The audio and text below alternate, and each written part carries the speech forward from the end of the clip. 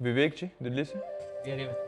राधे राधे महाराज जी। महाराज जी 2 साल पहले जीवन बड़ी दुर्दशा में था, फिर आपका सानिध्य प्राप्त हुआ जिससे जीवन में बहुत बड़ा परिवर्तन आया है। गुरुदेव, इंद्रियां बहुत चलायमान हैं जिससे भगवत स्मरण में बाधा पैदा होती है, लेकिन उदासीनता के समय में भगवान का स्मरण आसानी से होता है। क्या उदासीनता की स्थिति पैदा कर सकते जिससे भगवान स्मरण में आसानी हो? उदासीनता की और स्थिति? देखो, उदासीनता एक बनावटी उदासीनता कि हमें से वो काम लायक नहीं है। अंदर से उदासीनता हो, कुछ अच्छा ना लगे। उदासीन अति रही गुसाई, तुलसीदास जी महाराज जी ने लिखा है, उदासीन अति रही गुसाई। उदासीन रहना चाहिए। उदासीन का मतलब होता है ना किसी से मित्रता, ना किसी से शत्रुता, अंदर से उदासीन। उदासीनता तभी आती है जब हमारा भजन बढ़ता है।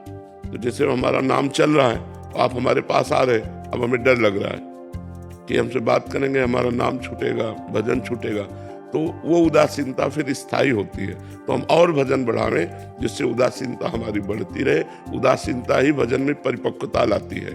उदासीनता बहुत अच्छी वस्तु है परमार्थ के लिए, लेकिन सावधानी रखते हुए, क्योंकि गृहस्थ में हो, परिवार के जनों को ऐसा न प्रतीत होने लगे कि बाबा जी बनने जा रहा है, ऐसा भी न लगने चाहिए। उचित बात भी कर ले, उचित हंस भी ले, लेकिन अंदर से उदासीन रहे तो भजन में वृद्धि होती रहेगी। उदासीनता में कुछ अच्छा नहीं लगता, तो उदासीन अति रही गोसाई। अति उदासीनता तो ये भजन से ही आती है, बनावटी नहीं होती है। अभिषेक चौहान जी, बीकानेर। राधे राधे महाराज जी। महाराज जी, गुरु प्रसाद से अपने साधन दिनचर्या को प्रमाद रहित बनाने के लिए भागवतिक बल का पूरा उपयोग करते हैं, सफल भी हो रहे हैं, परंतु अपने को सही चलता देखकर दूसरों में दोष बुद्धि एवं स्वयं ये गलत है। अहंकार, ये गलत है और ये आगे नहीं बढ़ने देगी। अध्यात्म में दूसरों को देख करके अपने में उन्नति का लक्षण देखना ये अहंकार है, और दूसरों में भगवत बुद्धि करके अपने में दोष देखना ये दैन्यता है। ये दुर्गुण है, इसको छोड़ो।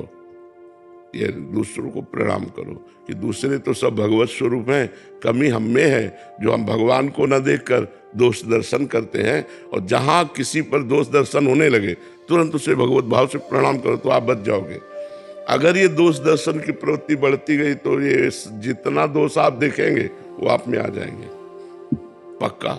इसलिए परदोष दर्शन, परदोष कथन, परदोष श्रवण, ये 3 बातें बहुत खतरनाक है।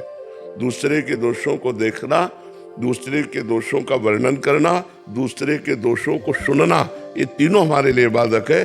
जब किसी की निंदा होने लगे तो हम सुने नहीं, किसी की निंदा हम करें नहीं, किसी में कमी हम देखें नहीं, तब तो हम अच्छे परमार्थ के पथिक बन सकते हैं।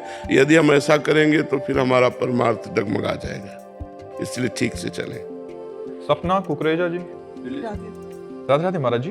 महाराज जी, क्या नाम जप और ईश्वर की तरफ जाते हुए सांसारिक सुख की कामना रखना गलत है? गलत क्या है?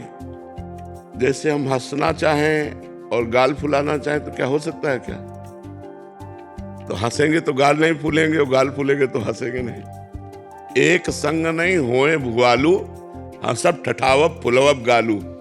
गोस्वामी तुलसीदास जी ने कहा है, एक साथ जैसे गाल फुलाना और हंसना नहीं हो सकता, ऐसे ही एक साथ विषय भोगों की चाह रखना और भगवत भजन करना, ये एक साथ नहीं हो सकता। विषय भोगों की चाह अगर है तो भजन बनेगा ही नहीं, और भजन है तो विषय भोगों से वैराग्य अवश्य होगा। हाँ, प्राथमिक दशा में ऐसा हो सकता है कि हमारा भजन भी चल रहा है और विषयों की चाह भी चल रही, लेकिन उन्नति के लिए हमको विषय चाह का त्याग करना पड़ेगा, तभी हमारा भजन ठीक से चल पाएगा। तो हम विषयों की तरफ घृणा बुद्धि करें, ऐसी भगवान से प्रार्थना हो कि विषयों की तरफ घृणा बुद्धि हो और भगवान की तरफ महत्व बुद्धि हो, तब हमारा भजन बढ़े। अगर विषय भोगों की लालसा तो बहुत हृदय मलिन कर देता है। विषय भोगों की लालसा हृदय को मलिन करता है, और मलिन हृदय में भजन की रुचि नहीं रहती।